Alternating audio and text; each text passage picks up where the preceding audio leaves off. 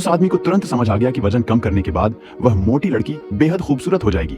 इसलिए उसने उस अलग थलग रहने वाली ज़ियाहुआ के प्रस्ताव को तुरंत ठुकरा दिया। सबकी अविश्वास भरी निगाहों के बीच वह उस मोटी लड़की के पास गया और अपनी भावनाएं जाहिर की। ज़ियाहुआ को लगा कि वह आदमी उसे पाने के लिए जोर जबरदस्ती कर रहा है। उसे इस बात का अंदाजा नहीं था कि वह मोटी लड़की पहले से ही एक रिश्ते में है और वह उसका वजन कम करने में भी मदद कर रहा है।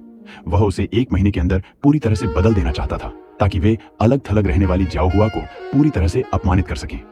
पता चला कि पिछले जन्म में उस आदमी ने ज़ियाहुआ की पत्नी बनने से पहले 8 साल उसके जूते चाटे थे, लेकिन शादी के बाद ज़ियाहुआ उसे अपना हाथ भी नहीं पकड़ने देती थी।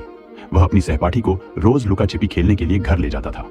अपने सिर पर हरे भरे घास के मैदान को और भी हरा भरा होते देख क्रोधित आदमी अपने सहपाठी को तुरंत उसके गृहनगर वापस भेजना चाहता था, लेकिन अप्रत्याशित रूप से उसका हाथ कांप उठा और दूसरे पक्ष ने उसे एक ही चाकू से मार डाला।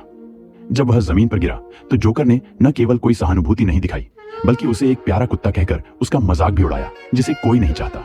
और निश्चित रूप से कोई तो था जो उस पर मोहित था। वह कौन हो सकता है? लिन युआन की हाई स्कूल की सहपाठी, वह गोल मटोल लड़की लिu यान। वह अब कहाँ है? तभी उसे एहसास हुआ कि उस समय की वह साधारण गोल मटोल लड़की न केवल एक बड़ी स्टार बन गई, बल्कि उसकी वजह से आजीवन अविवाहित भी रही। यह पता चला कि जो व्यक्ति मुझे सबसे ज्यादा प्यार करता था वह वास्तव में वही थी।